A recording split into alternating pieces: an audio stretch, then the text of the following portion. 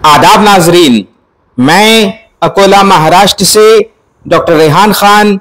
आज शनाख्त कीजिए बहुत ही मशहूर शरबत के दरख्त की, जिसका नाम नोनी है।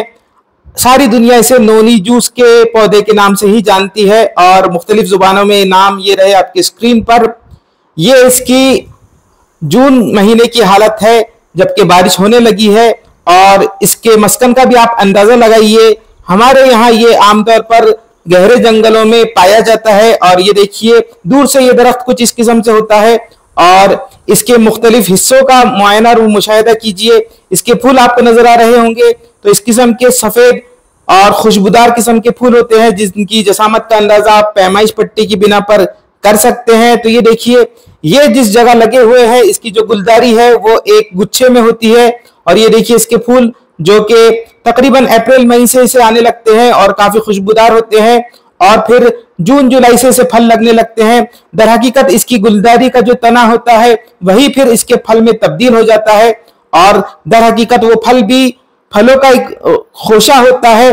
तो ये देखिए इस किस्म के इसके फूल होते हैं और इनकी जसामत का भी अंदाजा लगाइए। हालांकि इसका तिब्बी इस्तेमाल काफी कम ही बयान किए गए हैं, लेकिन आजकल इसका इस्तेमाल ज़ियाबती शकरी में और फिशार दम में और दाफ़े ताफुन के तौर पर काफी किया जाने लगा है। तो ये देखिए इस किस्म के, और खासतौर से जो नोनी नाम से शरबत मिलता है, तो ये देखिए इस किस्म से इसकी गुलदारी का तना होता है जिसका कि मैं जिक्र कर रहा था और उसी में फिर उस तने में कलियां लगती है और कलियों से फिर फूल बनते हैं और दर हकीकत ये जो तना होता है ये फलों का खोशा बनाता है। तो ये देखिए इसका भी शुरुआती हालत का आप मुआयना कर लीजिए।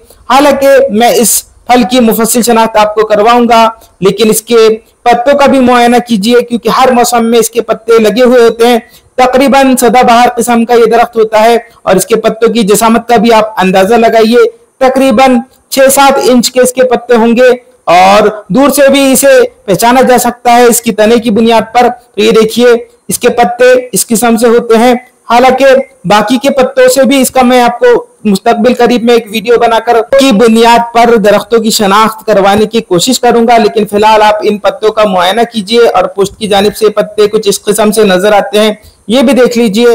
हालांकि इन पत्तों का भी दवान इस्तेमाल किया जाता है। इन पत्तों का सुफू बनाकर भी ज़ियाबती शकरी में आजकल इस्तेमाल किया जाने लगा है और ये देखिए इसका मस्कन जो है वो मुसली सियाह का भी मस्कन वही है। तो ये देखिए ये है मुसली सियाह की शुरुआती हालत, इसे फूल लगा हुआ है।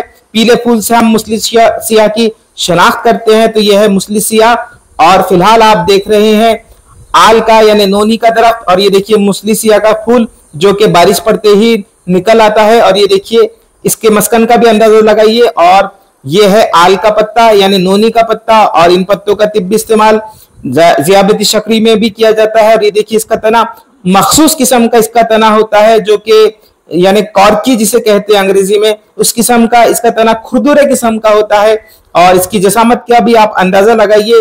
दूर से इस दरख्त की शनाख्त इस तने की बुनियाद पर भी कर सकते हैं क्योंकि ये दरख्त जो है वो दूसरे दरख्तों से खासतौर से हब्बुस सिमना और बिलादुर के दरख्त से इस दरख्त की काफी मुशाबहत है, लिहाजा इसका तना ही इसमें मुतफरिक शनाख्त पैदा करता है। तो ये देखिए मखसूस किस्म का इसका तना होता है। तो ये देखिए इसके तने का मुआयना और मुशाहिदा कीजिए। ये इसके फल हैं जो कि दर हकीकत छोटे फलों का एक खोशा है, यानी ये एक मखलूत फल है और जो आपको आंखें आंखें नजर आ रही होंगी। यहाँ पर इसकी गुलदारी थे यानी यहाँ पर इसके फूल लगे थे और फिर ये फूल में से फिर अमल ज़ेरगी होकर फिर ये फलों में तब्दील हुआ है और ये देखिए इससे काफी मशरूबात बनने लगे हैं आजकल जो कि ताकत के लिए इस्तेमाल हो रहे हैं और कैंसर वगैरह में भी काफी इस्तेमाल हो रहे हैं और पेट के छालों के लिए भी उस शरबत का इस्तेमाल है। तो ये देखिए इसके यानी आल के नए पत्ते कुछ इस किस्म के नजर आते हैं। ये देखिए अंदर से तोड़ने पर ये जो फल होता है कुछ इस किस्म से नजर आता है। फल का तराशा बताने की मैं कोशिश कर रहा हूं और बाकी के इस्तेमालात भी आपके स्क्रीन पर ये रहे। तो ये था नोनी का फल और आजकल काफी इसकी तिब्बी अहमियत भी बढ़ गई है और इथनो मेडिसिनल वैल्यू भी काफी बढ़ गई है। हमारे यहाँ ये जंगलों में बआसानी मिल जाता है, लिहाजा इसकी शनाख्त जरूरी थी। खुदा हाफिज।